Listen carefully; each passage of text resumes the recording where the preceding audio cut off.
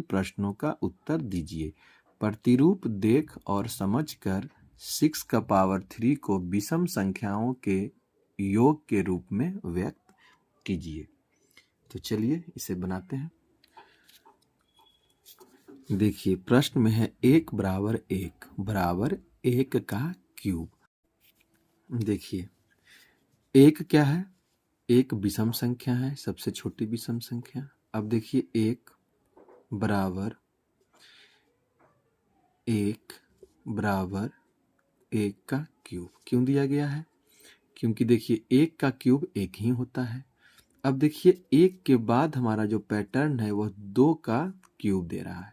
2 का क्यूब का मतलब है कि 2 विषम संख्या। 1 का क्यूब का मतलब हुआ 1 विषम संख्या लिखा गया है। 2 का क्यूब का मतलब है 2 विषम संख्या। तो देखिए 1 के बाद कौन विषम संख्या आता है? 3 और 1 5। अब दोनों को जोड़ने पर क्या आ रहा है? 8।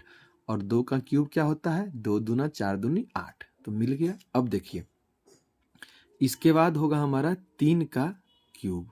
ठीक है, तो 3 का क्यूब का मतलब है 3 विषम संख्या। तो देखिए 5 तक तो लिख दिए हैं हम। उसके बाद 7, 7 के बाद 9, 9 के बाद 11 बराबर कितना होता है? 27, जो कि 3 का क्यूब है। इसी तरह से नेक्स्ट दिया गया है 4 का क्यूब। 4 का क्यूब का मतलब है कि 4 विषम संख्या लिखना है। 4 का क्यूब का मतलब है 4 विषम संख्या। तो देखिए 11 तक लिख लिए। 11 के बाद कौन सा विषम संख्या होता है? 13, उसके बाद 15, फिर 17 और फिर 19। अब तीनों को जोड़ते हैं तो होता है 64। ठीक है, यह तो हमारा प्रश्न में दिया हुआ है। बस यह समझाने के लिए इतना बताया गया है कि जितना का विषम संख्या कहेगा उतना विषम संख्या लिखना है। अब देखिए 4 के बाद होता है हमारा 5, तो इसमें हम 5 विषम संख्या लिखेंगे। तो 19 तक तो हम लिख चुके हैं। तो 19 के बाद 21 प्लस 23 प्लस 25 प्लस 27 प्लस 29, 5 हो गया। अब तीनों को जब हम इन पांचों को जब हम जोड़ेंगे तो यह हो जाएगा 125। तो देखिए यह 5 विषम संख्या को जोड़े तो 5 का क्यूब हुआ। इन 4 विषम संख्या को जोड़े तो 4 का क्यूब हुआ। 3 विषम संख्याओं को जोड़े तो 3 का क्यूब हुआ। 2 विषम संख्याओं को जोड़े तो 2 का क्यूब हुआ। 1 विषम संख्याओं को जो हम जोड़े तो 1 का क्यूब हुआ। हमें ज्ञात करना है प्रतिरूप देख और समझकर छो क्यूब का क्यूब। छो का क्यूब, तो देखिए यहां हम छो का क्यूब लिख देते हैं। इसके बाद देखिए 29 तक तो हमारा हो गया है। 29 के बाद हम लिखेंगे 31 plus 33 plus 35 plus 37 plus 39 plus 41 बराबर 216 होगा। जोड़ने पर जोड़ लीजिएगा इसे। ठीक है, इस तरह से इस प्रश्न का हम हल कर लिए हैं कि छो का क्यूब जो होगा उसका हल यह होगा। ठीक है, इस तरह से लिखिएगा।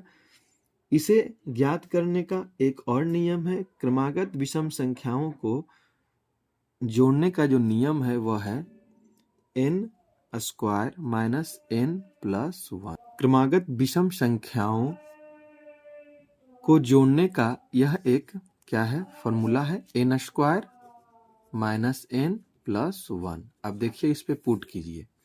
n का मान अगर हम 6 रखते हैं तो 6 का स्क्वायर माइनस 6 प्लस 1। तो देखिए छो छक 36 माइनस छो प्लस 1। तो देखिए 36 और 1 37 और माइनस छो क्या हो जाएगा? 31। तो 31 से लेकर 6 संख्याओं तक जब हम जोड़ देंगे तो 6 का क्यूब हमको निकल जाएगा। 6 का क्यूब निकल जाएगा। ठीक है, 31 से स्टार्ट होगा। अब देखिए हम चेक कर लेते हैं ये 1 पे लागू होता है कि नहीं। ये फॉर्मूला देखिए 1 का स्क्वायर माइनस 1 प्लस 1। तो देखिए 1 का स्क्वायर 1 माइनस 1 प्लस 1। तो 1 1 2 में से माइनस 1 गया तो 1। देखिए 1 आ गया। इस फॉर्मूला से हम लगातार कहीं से भी कहा जाए किसी का भी तो हम निकाल सकते हैं।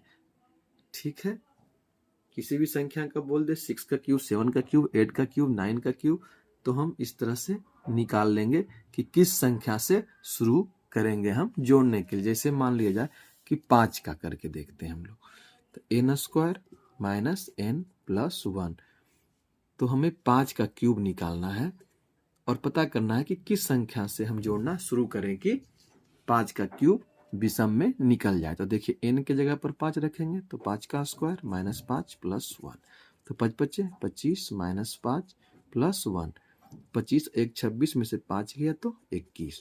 21 से लगातार जब हम 5 विषम संख्याओं को लिखेंगे तो 5 का जब जोड़ेंगे तो 5 का क्यूब के बराबर इसका योग होगा। ठीक है, इसे आप किसी भी संख्या पर रखकर चेक कर सकते हैं। ठीक है।